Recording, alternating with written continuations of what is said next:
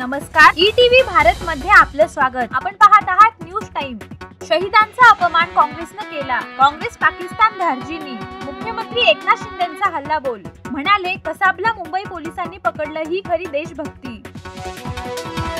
अमोल कोल्हे एवढे नाटकी आहेत की त्यांना रडता येतं, हसता येतं, जुमलेबाजी करता येते। नाटक फ्लॉप असेल तर कुणीही नाटक बघायला परत जात नाही। देवेंद्र फडणवीसांचा हल्लाबोल, माणूस जातीनं नाही तर गुणानं मोठा असतो।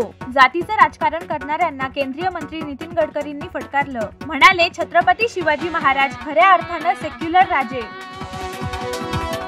मुख्यमंत्र्यांच्या नगरविकास खात्याचा नाशिकमध्ये 800 कोटींचा घोटाळा, खासदार संजय राऊतांचा गंभीर आरोप, 2 दिवसात कागदपत्र सादर करणार। मागील 20 दिवसात शरद पवारांनी 55 सभा घेतल्या, रोज फक्त 4 तास ते झोपतात। आजारी असताना देखील शरद पवार मतदारसंघातून घेतायत अपडेट, रोहित पवारांनी दिली माहिती। उद्धव ठाकरेंवर टीका करायला नरेंद्र मोदींना महाराष्ट्रात सभा घ्याव्या लागतात, हे आपलं यश। आम्ही राम विरोधी नाही तर हरामी विरोधात, अंबादास दानवेंची भाजपावर टीका। लोकसभेच्या 3ऱ्या टप्प्यासाठी मंगळवारी होणार मतदान।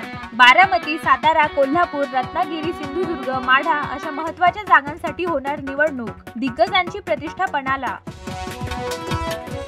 जेट एअरवेजचे संस्थापक नरेश गोयल यांना 2 महिन्यांसाठी जामीन मंजूर। जामिनावरील निर्णय मुंबई उच्च न्यायालयाने ठेवला होता राखून। कॅनरा बँक फसवणुकीचं आहे प्रकरण। ईडीने छापे टाकून झारखंडच्या मंत्र्याच्या निकटवर्तीयांकडून जप्त केले 25 कोटी रुपये। कारवाईत ईडीचे 16 अधिकारी होते सहभागी। अभिनेत्री रवीना टंडन मुलगी राशा बरोबर ज्योतिर्लिंग तीर्थयात्रेला। उज्जैनचे महाकाल, काशी विश्वनाथ, बद्रीनाथ आणि सोमनाथ मंदिराला दिली भेट। महाराष्ट्रातील भीमाशंकर मंदिरातही घेतलं दर्शन। न्यूज टाइम मध्ये आज इथेच थांबूया। अधिक माहितीसाठी लॉग इन करा etvbharat.com।